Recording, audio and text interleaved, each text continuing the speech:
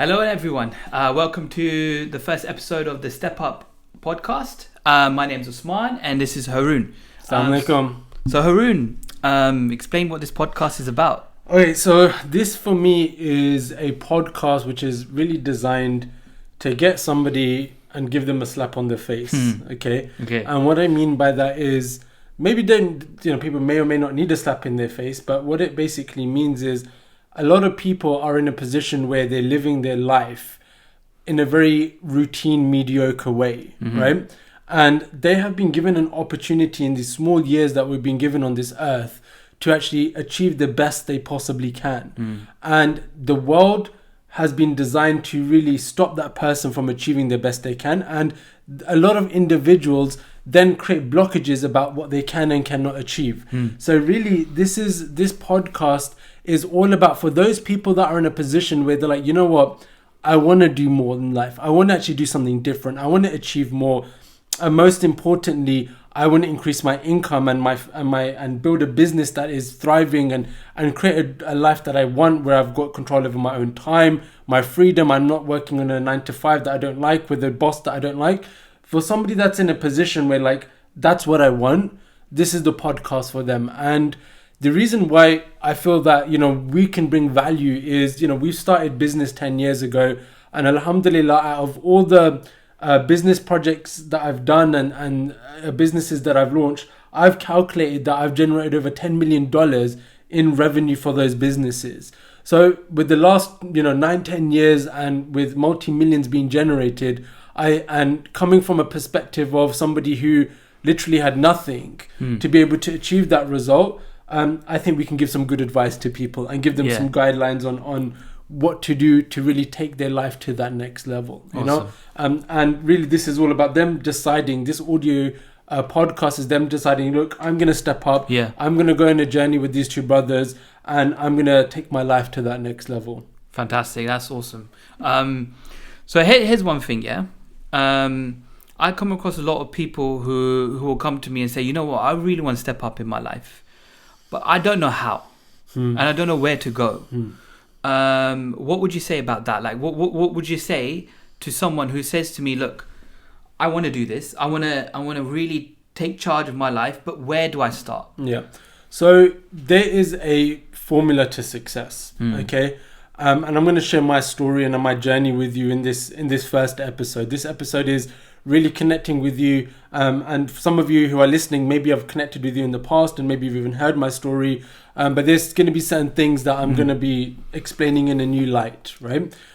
So I'm going to share my journey with you. So a lot of people that are here, they're in a position that they have no experience in business. They have a position of low self-confidence maybe, and maybe, not really feeling that they can create a $1 million business, right? And that was me essentially. Yes, I've achieved amazing results, but the way I started off was I was somebody that, growing up as a child was known to be a failure. Okay, in school, every single class you have group sets of, the best to the worst. And I was pretty much at the worst, okay? I had low self-confidence. I didn't have a lot of good friends. I was kind of like a lonely child, the one last to be picked at football. And my character was designed that if anybody was to look at that child, they would say that child is going to grow up and basically be a failure. They're not succeeding in light of their education. They don't have the charisma and the mindset to be successful. They're not sociable, and they're basically a failure, right? And that's what I took, and that was the belief that I had in myself, and that affected me throughout my life, as my childhood, going into my teenage years, and so forth.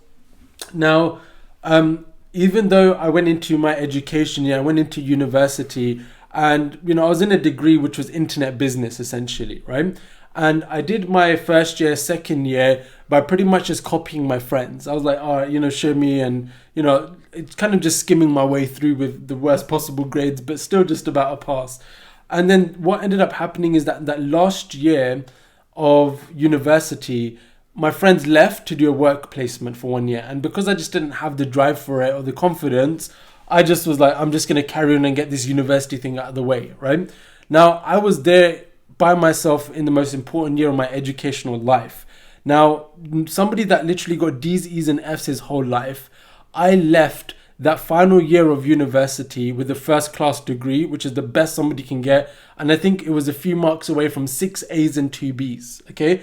Now, the question then begs is, how the hell did you do it? How did you, in such a short period of time, go from a failure in life to being the best in the class, right? And that's where I came across the success formula. And I've taken this formula, it's very simple. And it's a formula that when you apply, I've applied it for different areas in my life and I've achieved some amazing results, right? And that formula is essentially 4 core steps, okay? So step number 1 is all about deciding, okay? Deciding, you know what, this is the result I'm going to get, okay? And for me, when I was at that last year of university, it was like, I'm going to do this anyway. Let me just try to be the best I possibly can. So I made the decision, you know, I'm actually going to make an effort and I'm going to aim to get an A for these exams and coursework. So I even went to my teacher and said, I'm going to get A's, right? The second thing is, now, for somebody that gets an A, there's a formula behind it, right? And what that means is there's a teacher that analyzes things in a certain way where they will say, okay, based upon these elements, this is deserving of an A, okay? Now, the second step is find the success formula. Find somebody that knows the information and then go to them and ask them what that formula is. And that's what I done. I literally I spoke to my teachers, I got the formulas, and another element of this, which is very important, is investing in your support, right? Because sometimes formulas are not accessible, right? As like teachers are. Whereas sometimes you may need to invest and put money in a course or a program or mentoring for you to be able to get that formula. And I even done that at university. I paid students from the year above me that carried on doing their masters and so forth to teach me how they got the results, right? So that was element number 2. Then element number 3 was all about taking massive action. Okay, I remember on the last day of submitting my last coursework, I saw a guy and I was like, have you submitted yours? He goes, oh, I haven't actually started. I was like, it's the last day. And he was like, oh, I'll do it, right? And then I saw him a few weeks later and I said, did you submit it? He goes, no, I didn't, right? I don't know why people are like that. But, you know, for me, I was the first one to finish.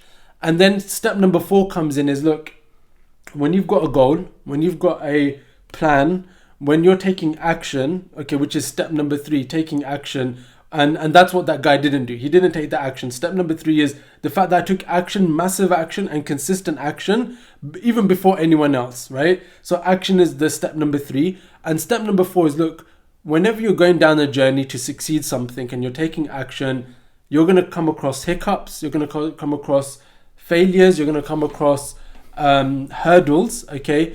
And in university, you know, I did the same thing, right? So what ended up happening is, because I finished so early, I could go to my teachers and they could tell me, give me the right support, and this is where you're going to fail at or not get the results, fix this, change this, right? So I left university, I was successful, my identity for myself changed from somebody who's a complete failure to somebody who actually, when he actually commits to do something, he can achieve amazingly well, right? So then I went into the world of work, okay? Then I was like, all right, you know what? I need to do work, and you know, that's what we're told, right? Like, you know, we need to get a 9-to-5 job for us to survive, build a nice future for ourselves. And I remember this one job that I applied for, and I was applying for a lot of jobs and just was not getting accepted. And I applied for this one job, and this one job was, it was like a dream job. The salary was high, and I got accepted for an interview, and I came in and I done an interview, and I knew that this company was all about expansion, right? They wanted leaders, they wanted people to come in as leaders and develop and then manage teams. And when I sat down and I interviewed the guy, I blew him away. I was like, look, I will take your company to that next level. I will help you and your CEO build this empire, right? And like, he was just blown away because everyone was coming, I'm good at this. I was like, no, I'm leading. I've got a vision for this company, right? I see the empire that's trying to be built. And he goes, that's fine. I need somebody else to come and interview me. So then somebody else came and interviewed me, did the same thing. Then somebody else. And I interviewed so many times. And then the CEO came and done the same thing. But I thought something's not quite right. It's not normal. So many people need to interview me here, right? So after a while, that first guy came and he goes, look, if this was my decision, I would give you the job, right? And I said to him, okay, well, what is the issue here? And he basically said to me, look, you know, you come from a Muslim background, okay, you've got a beard, okay, and we don't know if you're going to fit into our environment, because we're in a position where our office is like a jungle, okay, and people are taking the mick at each other, they're going out to pubs and this, that, and the other. And I said to him, look, okay, very simple, I will build this empire, okay, I'll do everything. In terms of dealing with people, I'm very good at that, don't worry about that, right? There's only one thing I ask for you, which is, yes, I'm a practicing Muslim, I need to be able to pray in my working hours, and I need to be able to go for Jummah, okay, and yeah, you know, there might be times I won't go to the pub and things like that I'm not comfortable with, right? But in those times that I'm, you know, even needing to do those things, if I can't make it that time, I will give you extra hours and you don't even need to pay me, right? I will give this company 110%. You just need to make sure I'm in. Okay, I want to build this empire. And then a couple of days came along and, you know, the guy called me back and he basically said, look, the CEO decided he doesn't want to give you the job, right? And for me, it was like heartbreak, because I said to him, look, well, who got the job? And he goes, oh, somebody that the CEO knew. And I said, well, out of everyone that you interviewed, would you have hired me? He goes, by far, you were the best person. And I just felt that, you know, and to be honest, this was closer to like 9/11 time. Okay, so the mindset was a little bit more fearful of Muslims. And somebody with a beard, like you generally find a lot of people with beards. Yeah. It's like the fashion now. It's the fashion now. But back then, if you had a beard and you're brown and you're saying you want to pray in the, you know, there was a different mindset, right? Yeah. So it was more, there was more sense of fear in that, right? So point being is that I understood why I didn't get that job. And I thought, look, that was the time I made a decision. Why am I going to give another company my life, spend the next 40 years of my life working 9 to 5 as much as I need to build their empire, when I can focus on using that time to build my own, right? And that was the real turning point where I'm not accepting the 9 to 5. I don't find it an acceptable way of being, right? Now, a lot of people come to me, they're like, okay, well, you know, I want to do business. And I'm like, okay, how much capital do you have to start a business? Yeah. And they're like, none, right? Yeah. And I'm like, are you working? They're like, no, yeah? So I'm not saying that you shouldn't work. I'm saying you need a job, but that shouldn't be the end, right? And then I did end up getting a job. And again, I was struggling a lot. I saw that the manager was sitting there playing on his phone, and I was making him very rich with the bonus that he was getting from what I was generating for him in terms of output of the work that I was doing. So I was like, look, I'm making other people rich. I need to focus on myself. I need to get myself rich. And I just felt like, you know what, this is uncomfortable. I'm coming in 9 to 5 job. I'm not satisfied. I'm not happy. I'm not growing. I'm not financially growing. I'm capped. I'm coming home exhausted. I'm not having enough time with my family, and I can't do this for the rest of my life, right? So then I was like, you know what? I need to figure out how to start a business. And I remember at work waiting for calls and having a book on my side, trying to learn and study about business. And it became like an obsession for me. It was like, and you know, and I'm sure you do as well, we speak to some people where they're like, I'm interested in business. And maybe they've seen one of our ads or something and they're like interested. And they're like, you know what, that'd be nice. Right? That'd be a nice thing to have, right? Yeah. There's a difference between somebody who is like, that's a nice thing to have, compared to somebody who is like, I'm going to figure this out. No matter rain or shine, no matter how much loss or success I get, whether it takes me 1 day or 5 years, I'm going to figure it out. It became an obsession for me, right? And for me, I was working voluntarily in a charity organization, and they offered me a job and I became a project manager. So that gave me an opportunity to actually not be in a job, but do something that I really was passionate about. Bringing people closer to Islam, things like that. It went really, really well. Done it for a few years. You know, I got promoted to, you know, manage teams. And that really gave me the experience that I needed, even, you know, to understand branding, releasing publications, different things like that, managing teams. And from there, I, you know, got married, had kid on the way. I knew like, okay, I need to increase my finances, right? I didn't want to go to a charity organization and say, give me more money. Yeah, I just didn't feel right. Yeah? Although obviously it's fine, because charity workers, they're there for a job that if they, that they couldn't do voluntarily. Yeah. So I'm not saying there's an issue with that, but for me, I was thinking long term. So I was like, that's it. I'm going to figure out starting a business. And I went out there, and I remember talking to a friend who was doing some things on eBay, making money, 19-year-old, couple £100. I was like, pretty good. I started going around eBay, around my house, finding things, selling them on eBay, getting some money. It's interesting, just before I cut you short. Yeah. I actually remember this. Yeah. I remember this very, very well. I remember coming to your house. I don't know if you know this, if you remember this. I remember coming to your house, and you're on your laptop on eBay. I'm like, what are you doing? And you told me you were looking at some tricks of the trade. Like, I think you were saying, look, what you do, if you want to sell an iPhone, you find it in the search bar somebody who spelled it wrong. Yeah. And it's very, very cheap. iPhone. Yeah, iPhone. So no one finds that Order listing. Yeah. And then sell it properly, do like a proper listing. Yeah. I was like, what's this guy on about? Yeah. And then that kind of like opened me to the world of e-commerce. But that's just something that I remember. Yeah. And I started building that momentum, right? Yeah. Like I started realizing the strategies on how to get things for cheaper, and then improving the listings. I remember I used to get a coat, and I would go in the garden, put a white sheet, then put a swakamis inside so it looks puffy and professional, and take a picture of it, right? And I figured out how to buy things cheap and sell them at a higher cost, right? Yeah. And increase the perceived value of that product. And then, I realized that this is fine, but this isn't going to give me financial freedom, right? Trying to scrape things, buy things, it was a little side hustle, right? So I needed something that was going to take me to earning more than a 9-to-5 job, essentially. Then I came across a program on how to sell on Amazon, right? And I remember going through the content, and it made sense. I was like, this is it, okay? And then they were like, okay, this is going to be like $6,000 or something. And I'm like, when anyone's faced with an opportunity, they're like, it's a scam, I'm going to lose my money, family tells you no. And all of that basically made me think, do you know what? I don't need all of that. I'm going to do it myself. So do you remember the vitamin supplement? Yeah. So, I've still got one of the bottles. No way. You gotta send that to me. I've still got it. I'll send you a picture. That must be 10 years old or something, right? Yeah. And anyway, so I set this up, launched it, made some sales, but I lost like £500 or something, right? And it took me a long time to get a brand done, to get the supplier, the shipping.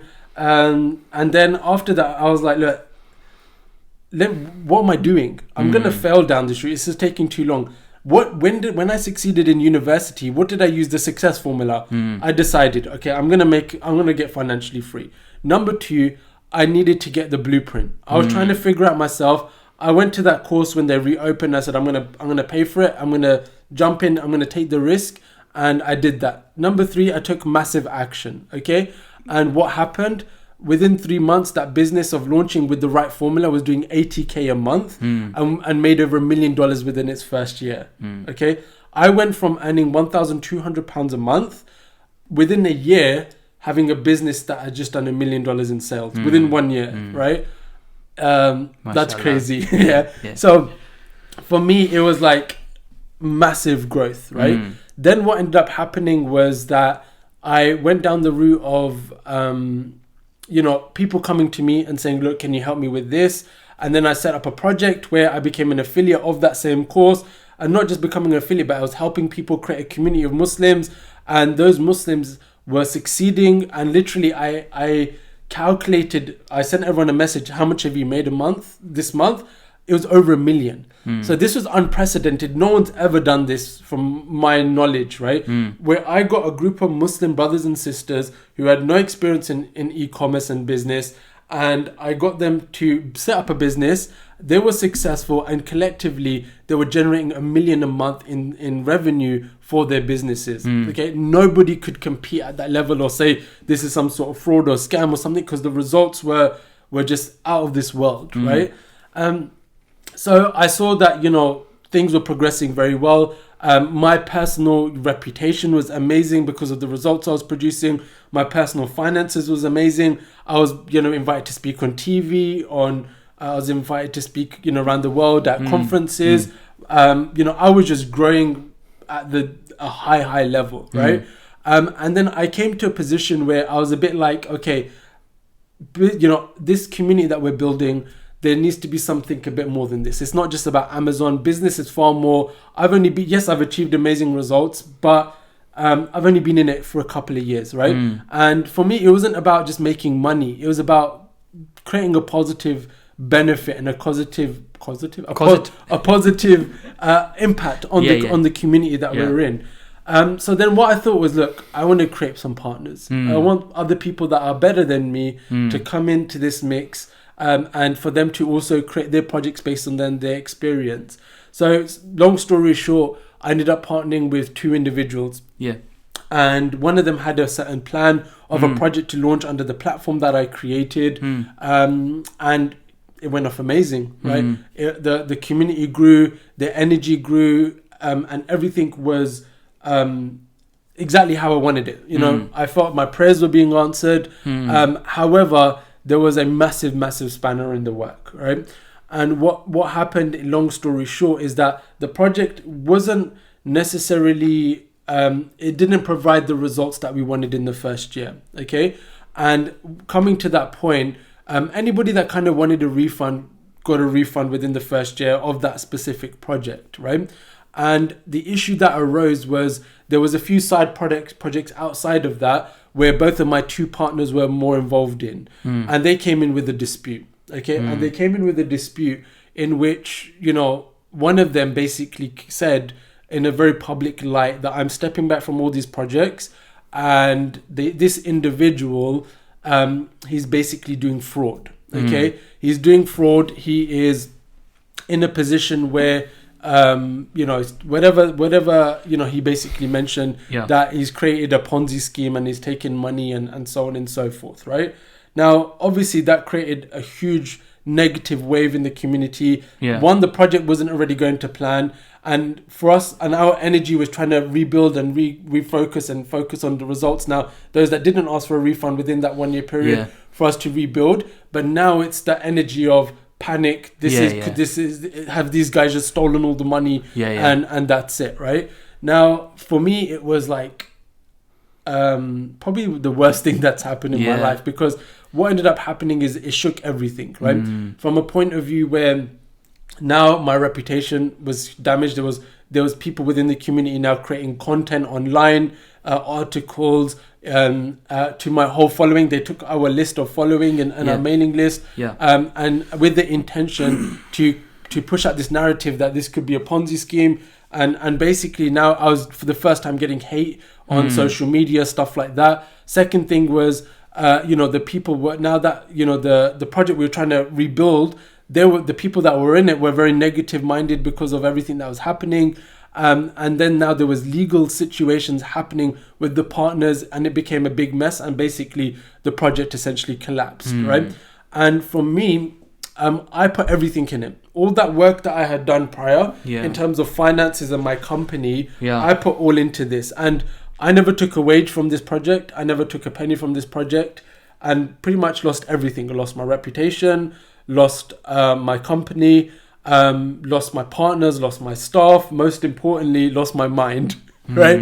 Which well aware of, right? I pretty much lost my mental state and got into a rut of depression, anxiety, stress, because I've lost everything. And there was all these feelings of like guilt. And even though I didn't necessarily like do harm of taking somebody's money, for example, or being malicious, it was that I was involved in something that, that even though I tried to prevent certain things, people were emotionally impacted in a very negative way, financially impacted in a negative way. And I had that feeling of I was a part of that as a leader, and that I have some responsibility behind that, right?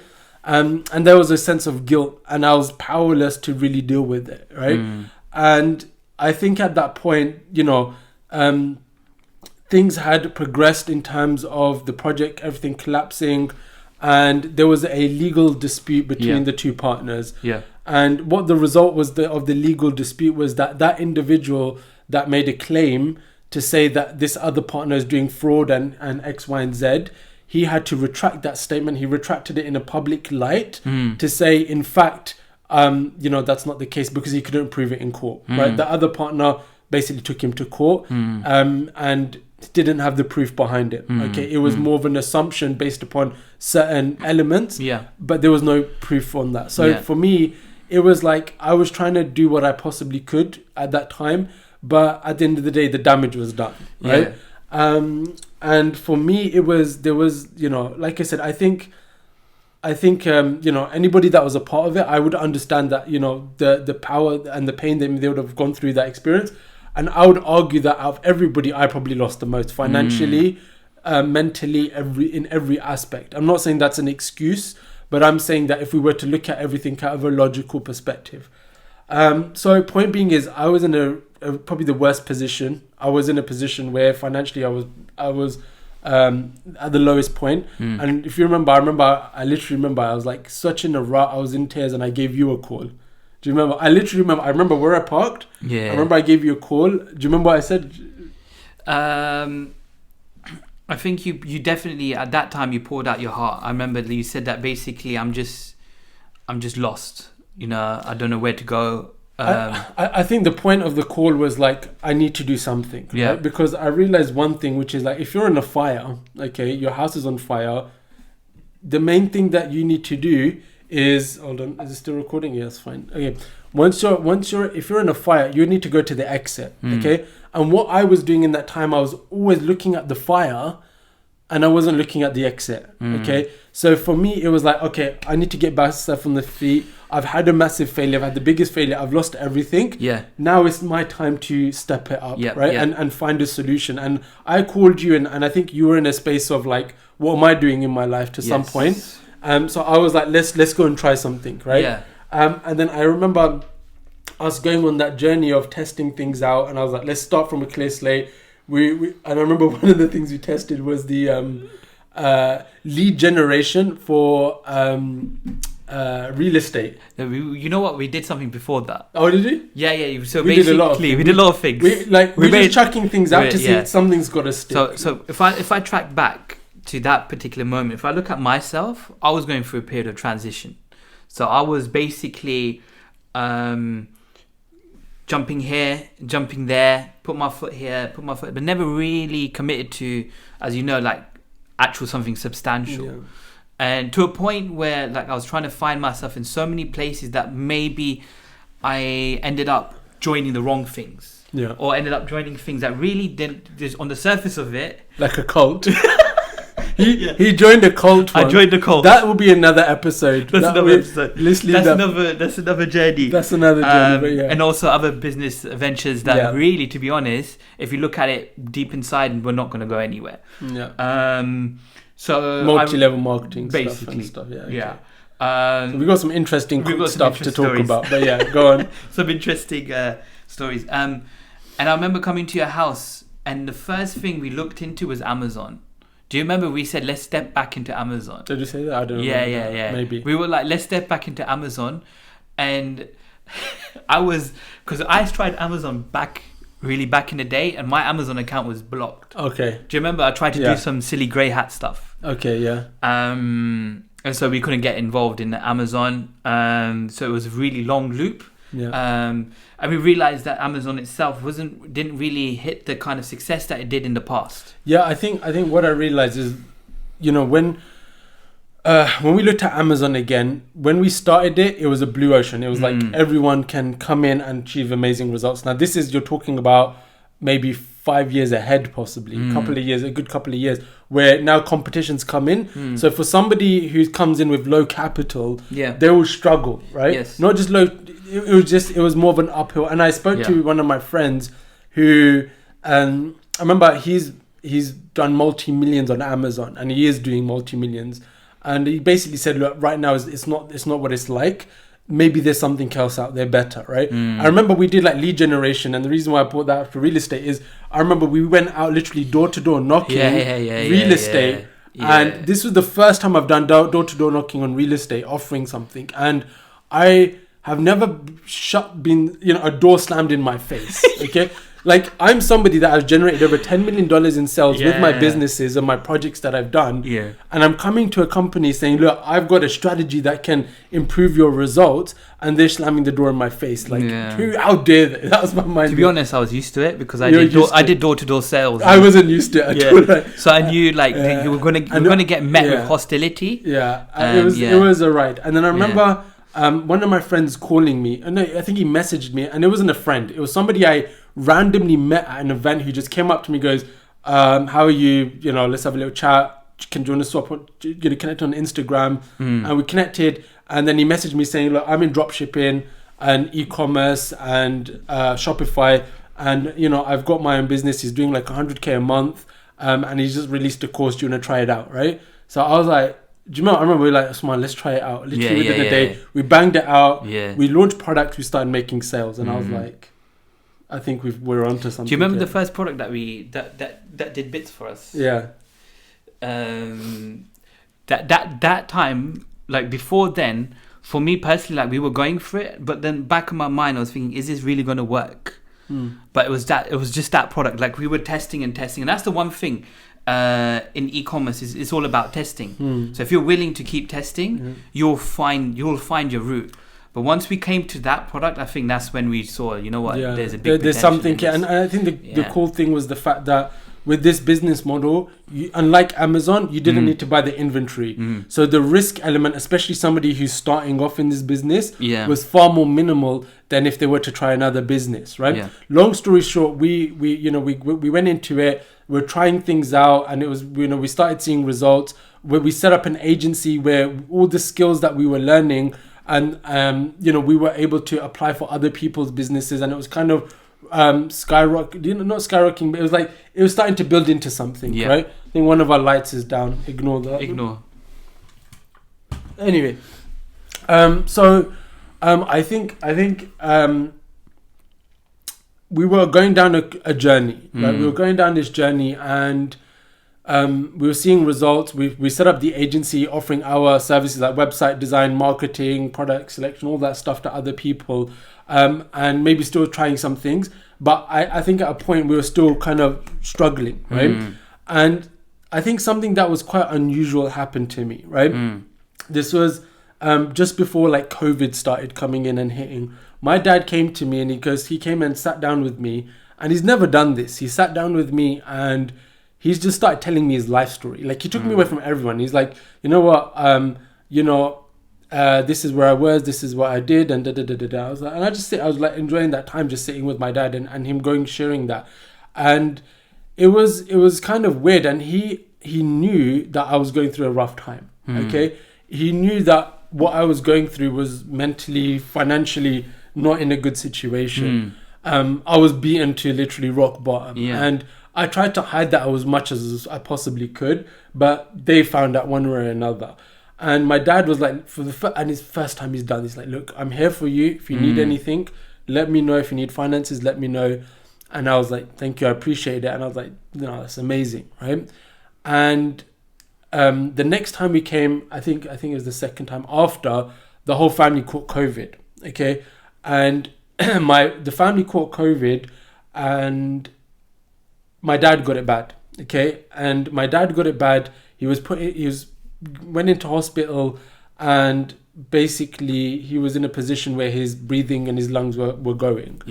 And long story short, things got worse, and my dad passed away, as you know, right? My dad passed away, and for me, I always thought, you know what, I've never had anyone pass away in my life. How am I going to feel that as something? And I just don't know how I was going to react. And it was just like so out of the blue, so quick. And it just felt like, it was a very surreal moment. And, obviously you went through the process of grieving and doing what needed to be done at that moment. And I remember coming back and trying to get my life back in order. And I just couldn't even open the laptop, right? I remember, I just couldn't open the laptop. I just wasn't there. And it was a strange scenario, because I think there was one thing that changed, like within my mind, okay, which is I've seen somebody pass away, and it became a reminder for me that, look, what I've gone through in the last few years and all the rock bottom that I've gone through has been a gift from Allah. Like, because I remember when I was at my highest peak and earning the best, like having a couple $100,000 in my account was just for fun, just normal, and having people coming up to me saying selfie because they saw me as a celebrity and all that.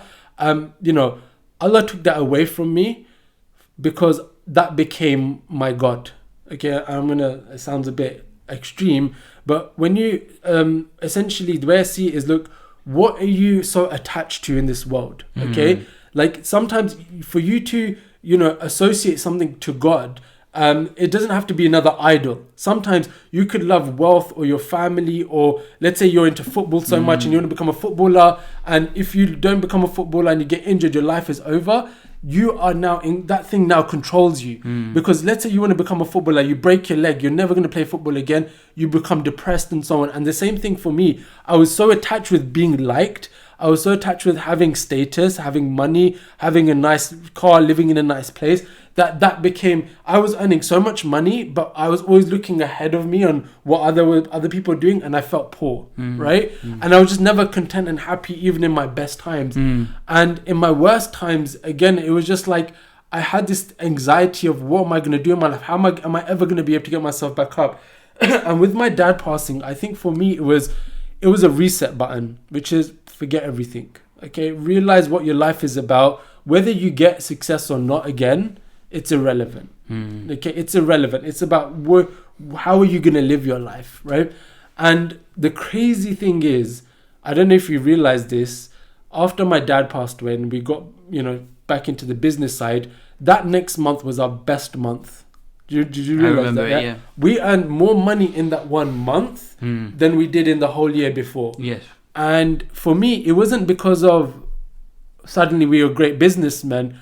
I think it was just a mindset thing. I think when you're so trapped in your mind of dunya wise, and once you let go of that, then, and you put your intentions in the right way, Allah will put more barakah in what you're trying to do, right? And I think, this last year had been really about the build up. Okay, we had something that now working. We're building up. We were, we were seeing success. Our business is growing to a 7-figure plus business on many fronts in terms of what we're doing. And the crazy thing is that we started from a couple of £100. We lost literally everything. Yeah. We got in a position where literally we were scraping things to get some money. We had to sell some stuff. Exactly. And again, within a year, we've we've built a 6-figure business, right? A 6-figure plus business, and it's going to be growing to a 7-figure business. And that just shows me, like, even for those people that are watching, is that within a decision and action being done, you can achieve amazing stuff, right? Yeah. So long story short, we were kind of grinding away, still not really where I'd want to be, but we're grinding away and so on and so forth. And within the last little while, you obviously know about this, but my mum came and sat with me, and this was a really strange situation, because what my mum did is she sat me down, we had a conversation, she started telling me about her life, her journey. And I remember at that time, I remember my dad telling me about his journey, and it was like seeing the same story through another lens. And it was like amazing, right? And from there, what ended up happening is, not long after, my mom started feeling unwell. And she started saying, something's not right, I need to go to hospital. And she went to hospital with my sister. And I literally remember this. It's like my sister called and I'm like, are you okay? She goes, no, she's in tears. Mum's got cancer and it's bad. It's spread everywhere. It's not looking good. At the same time, we ended up getting COVID again. So I literally had to isolate away from my mum at the time that you wanted to be with her. My mum's in hospital now. And I sat with my mum, and she knew that the end is near. And those of watching this, my mum passed away less than 2 weeks ago. Yeah, less than 2 weeks ago. The last time I sat down with her, she gave me an advice, Okay, she gave me an advice, the last advice my mom gave. And I think that if anybody wants to take anything from this podcast, I would say this is it. She basically gave me the formula to be rich. Okay. She basically said, look, this is what I would suggest for you to do in your life. Do this, this, this. And she gave me some guidance. But then she said, look, wherever you're going to go down the journey, if your niyat is correct, Allah will always be with you. Okay. And what she basically meant by that is, look, if your intention is correct, Allah's always going to be by your side. And what I took from that, basically she was kind of paraphrasing a hadith, okay? And this hadith for me was like, this was it, right? Like even in the last year, I was really struggling with, my deen side of things. And I think the trauma that I went through the last few years really took me a step back in every area of my life. And for me, basically she mentioned something that is connected to a hadith, which basically mentions that, look, if you're worried, and I'm paraphrasing here, so much about only the dunya, you're going to be in poverty. Okay, you'll be in poverty. And I realized even when I was rich and I had more money than I could imagine, I was in poverty because I was always looking above me, right? And no matter, like, if you're always focused on the dunya and your worry is always the dunya, you will have anxiety, stress, depression about the dunya, okay?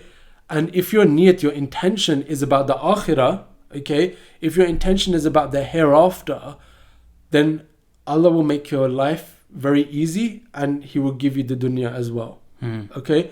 He will give you the dunya as well.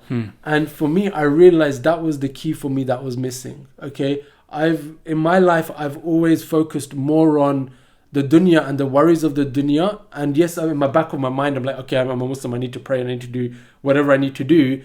But it became I was again enslaved with reaching financial goals. Yeah. And that became more a driving force than me getting to Jannah. Do you see my point? Yes. And that created anxiety, stress, pain in my life. Whereas what I took from what my mum is saying to me is, look, put your mindset right, make your life about getting to the highest place you can in Jannah, make your effort in the dunya as well, and as long as your intention and your niyat and your life is all about pleasing Allah and doing the best, Allah will give you the dunya as well. But if you go down the route of making the dunya your God and always trying to only focus on the dunya, then you're gonna, no matter how much money you're gonna make, you're gonna be in depression, worry, stress, anxiety. And burying both my parents and what they've achieved, they won the world. They're the best Muslims that I know of. They practice next to, alhamdulillah, both of my parents were praying the day they passed. They both said their shahada. I've got no doubt, inshallah, they're in a good place. But for me, it's about, it's not just about getting amazing in whatever. It's about, I want to go out there and achieve the best I can in the dunya, but aim for the best in the hereafter, and try my best to make that as the intention, as my sole driving force, right? So for me, look, I think a part of that, Muslims, we should be wealthy, right? We should understand that we should get an income, we can do more good with that, we can have a good quality of life, we can give more in charity. So for me, it's about aligning my dunya goals towards my akhirah as well.